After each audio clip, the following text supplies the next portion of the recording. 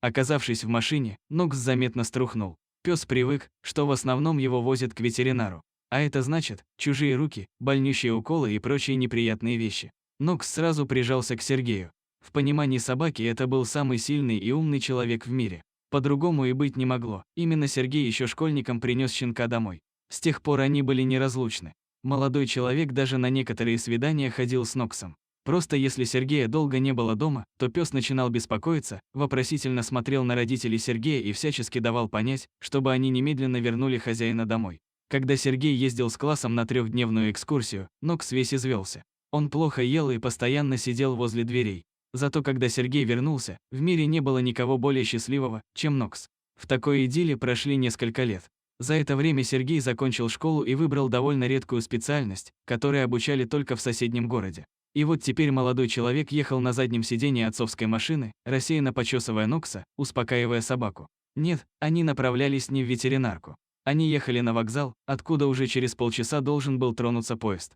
Но Нокс об этом не знал. На перроне пес казался испуганным и каким-то съежившимся. Он боязливо оглядывался вокруг, на незнакомцев и на огромные металлические коробки, которые двигались со страшными звуками. Так Нокс воспринимал поезда, которые раньше никогда не видел.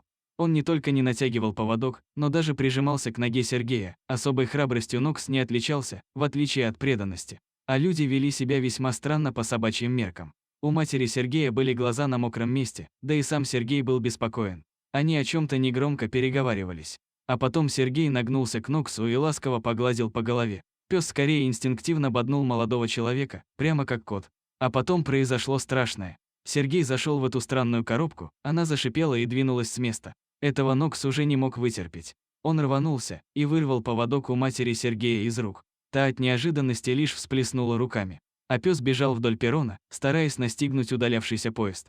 Но лапки у Нокса были маленькие и не то чтобы уж очень сильные, куда им тягаться с колесами. Хозяева перехватили Нокса уже почти у самой ограды железнодорожного вокзала. К тому моменту он остановился и лишь растерянным взглядом провожал поезд. И матери Сергея показалось, что у собаки тоже блестят глаза.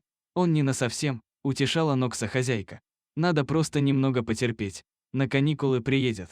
Ничего страшного. Она взяла поводок, и они вместе пошли к машине. Только пес еще несколько раз упрямо поворачивался в сторону, куда уехал поезд, и тяжко вздыхал.